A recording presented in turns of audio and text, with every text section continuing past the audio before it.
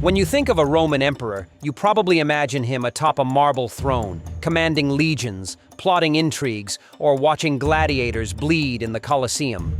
But have you ever stopped to wonder, where did all these emperors go when their time came? What happened to the bodies of men who ruled the greatest empire the world had ever seen? Some emperors were buried with towering monuments and centuries of reverence. Others were hacked to pieces, dumped in rivers, or left to rot in unmarked graves. One emperor's head became a barbarian's drinking cup. Another's ashes were scattered like dust on the wind. And by the end of this video, you'll hear something truly unbelievable about the final emperor of Rome. Something that will challenge everything you thought you knew about how the Roman Empire ended. Let's begin where it all started.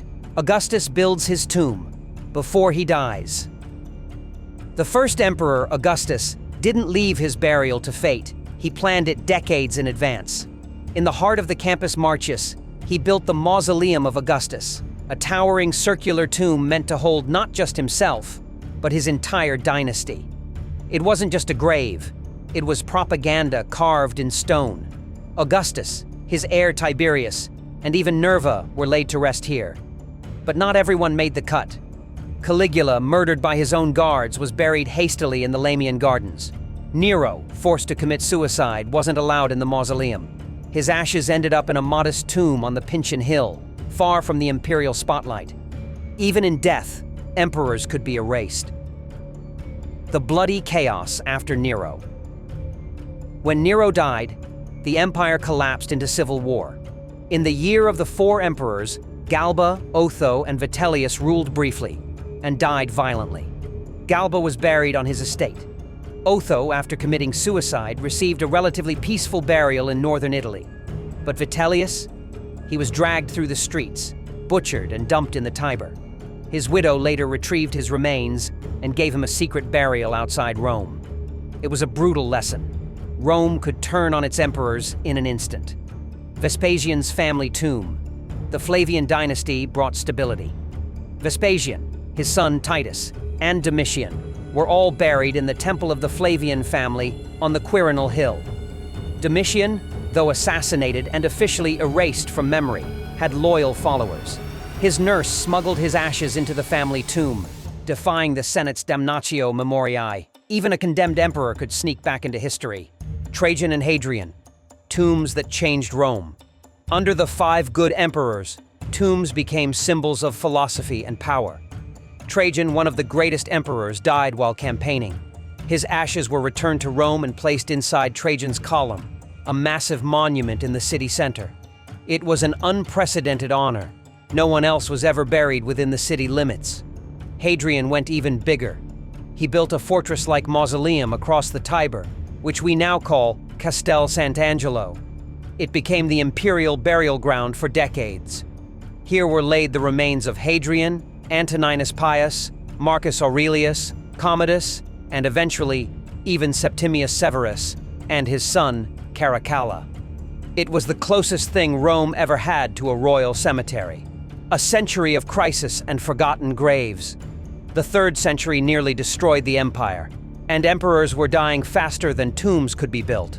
Some were lucky. Severus Alexander was buried in a large mausoleum near Rome, possibly inside the famous Portland Vase. Aurelian may have been buried inside the capital as well, though no one knows for sure. Others were buried where they fell. Gordian III was buried in Mesopotamia. Hostilian died in Serbia. Valerian was captured by the Persians, flayed alive, and allegedly turned into a grotesque trophy, a stuffed skin displayed in a temple. His son Gallienus made it back to Rome. He was buried along the Via Appia, but many emperors simply vanished. Lightning strikes, battlefield deaths, sudden assassinations. No tomb, no legacy, no memory. Diocletian and the rise of the East. When Diocletian took power, he changed everything, including where emperors were buried. He retired to modern-day Croatia and built an enormous palace for himself. Inside that palace, he constructed a personal mausoleum. Ironically, it later became a Christian church, despite his brutal persecution of Christians. His fellow tetrarchs were buried all over the map. Maximian in Marseille, Galerius in Serbia, Constantius in Trier. Rome was no longer the center. It was just one of many. Constantine turns. Rome Christian, Constantine the Great shifted the empire's spiritual center forever. After his death, he wasn't buried in Rome at all, but in Constantinople, in the Church of the Holy Apostles. He surrounded himself with 12 symbolic tombs, one for each of Christ's apostles. In death, Constantine declared himself the 13th apostle. For centuries after, Eastern Roman emperors would be buried in the same church: Theodosius the Great, Justinian, Heraclius, and more. But as the centuries passed, space ran out. Western emperors fade away. As the Western Roman Empire crumbled, so too did the grandeur of its imperial burials. In earlier centuries, emperors had been laid to rest with elaborate ceremony, in mausoleums meant to proclaim their greatness for eternity. But by the 5th century, the West was no longer eternal, and neither were its emperors. Honorius and Valentinian III were buried beside the Old Saint, Peter's Basilica in Rome. Their sarcophagi were rediscovered during Renaissance renovations, yet their resting places remain unknown to most. Beneath the Vatican itself lie the bones of men who once ruled an empire. Gratian and Valentinian II were entombed in Milan under the watch of Saint Ambrose.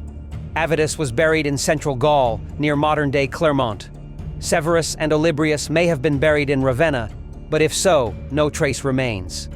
Majorian, one of the last competent Western emperors, was executed and buried in Tortona.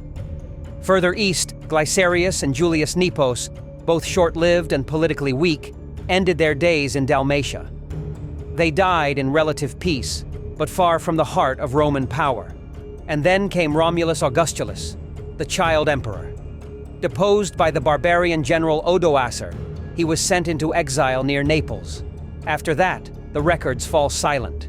No tomb, no inscription, no glory. The final emperor of the West simply vanished into history, unmourned, forgotten, and buried in obscurity. Emperors of Byzantium. In the Eastern Roman Empire, what we now call Byzantium, emperors ruled for nearly 1,000 more years after the fall of the West. But longevity didn't guarantee grandeur. Even in Constantinople, the imperial capital, not every emperor received a burial worthy of a Caesar.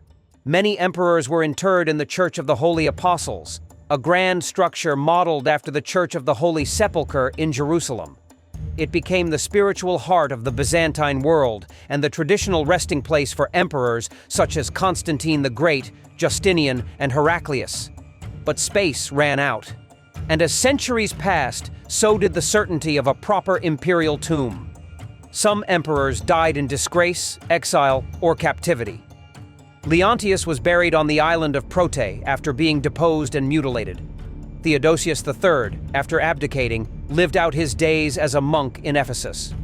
Michael I Rangabe was buried in Bithynia after losing the throne in battle. Later dynasties, like the Komnenoi and Palaiologoi, founded new mausoleums, especially at the monastery of the Pantocrator. There, Andronicus II was laid to rest. He remains the only Byzantine emperor whose bones have been definitively identified by archaeologists. Others, like Michael VIII, died far from the capital and were buried in remote corners of the empire. The last emperor vanishes. In 1453, after more than 1,000 years of empire, Constantinople fell to the Ottomans. Constantine XI, Palaiologos, the last Roman emperor, led a final, desperate defense of his city. Refusing to flee, he cast aside his imperial regalia, joined his soldiers on the front lines, and died sword in hand as the walls were breached. His body was never found. Some say he was buried in a mass grave with the last defenders of the city.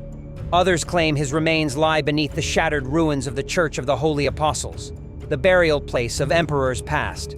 But legends go further. According to one old prophecy, Constantine XI was not killed at all.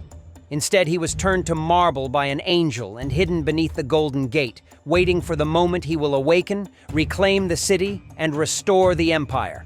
A fitting myth for the twilight of Rome. Conclusion: Rome forgot its emperors, but you haven't. So, where were Rome's emperors buried? In towering tombs and simple graves, in palaces, in churches, in rivers, and in dust. Some lie beneath modern cities. Others are lost to history. Their burials reflected their lives, full of power, chaos, betrayal, and ambition. But here's the truth. Not even an emperor can control how he'll be remembered. Augustus built a tomb to last forever. Constantine vanished into legend. And the rest? Scattered, forgotten, or sleeping under the ruins of the world they once ruled. But today, you've remembered them. And maybe, just maybe, that's what immortality really looks like.